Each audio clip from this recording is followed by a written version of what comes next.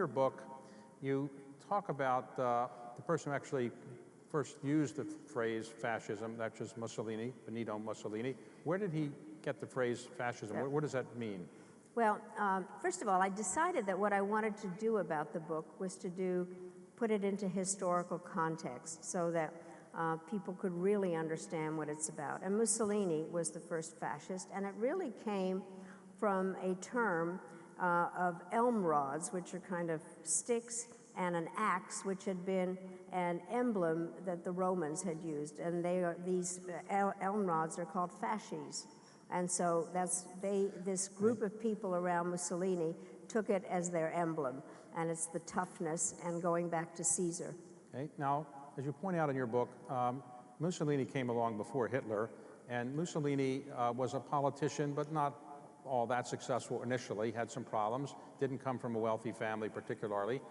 How did he rise up to get to the point where he could rule Italy? Did he win an election that got him to be the head of Italy? Well, let me go back a little bit on this, because I think that one of the things that I wanted to look at was what is the environment that produces fascism? And without sounding like a professor, which I am, is that the historical context is that there certainly have been a lot of disruptions in societies, some in the late 19th century, early 20th century, due to the Industrial Revolution and people being displaced in their jobs, and then kind of a sense of division in societies, the haves and have-nots, was arising in a number of different countries. And then World War I also had a real input into all of that, and Italy particularly. You know, we all make fun of Italian governments for a long time because they've had so many different prime ministers and party messes. They had it all along, and Italy throughout the early 20th century had a lot of different governments. And then what happened was they had actually fought on the side of the Allies during World War I, but had not really benefited from it in any way in terms of having alliances or being treated with respect. And so Mussolini was somebody that came from a poor family, who was somebody that was, from everything that I read more and more about him, actually very charismatic and charming, but he was an outsider.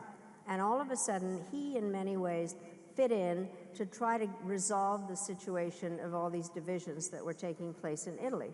In Italy, he initially was a leftist. And they were trying to figure out how to deal with their various social problems.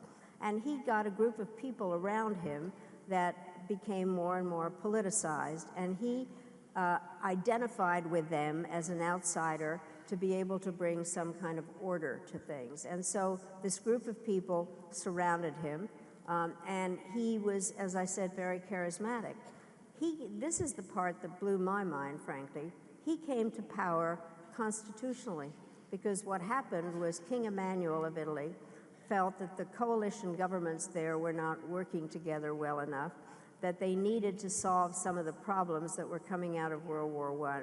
And he asked Mussolini to take over the government. And so that's the part, he didn't seize power in that particular way, but he was so interesting, David, because he did say he needed to drain the swamp in Italian. He's the first one who said that. Right. He also... He said it in Italian, He though, said right? it in Italian. He also, in a lot of the things I read, he thought he had all the answers to everything, that he was a stable genius.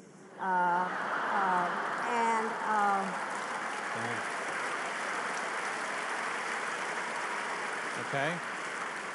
So what year did he actually take over? Well, he took over kind of in the early 30s. 30s, right. Early 30s. So actually, when he was running the government for a while, did he do things that made him more popular than he had been before he even took office? Yes, he did. I mean, he organized things well. He did make the trains run on time.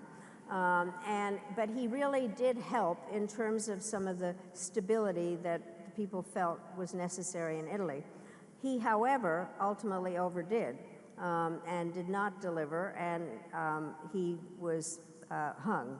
Ultimately, he was captured, and what happened to him? Well, he was seized, and then they hung him. He and his mistress were Yes, hung up. hung.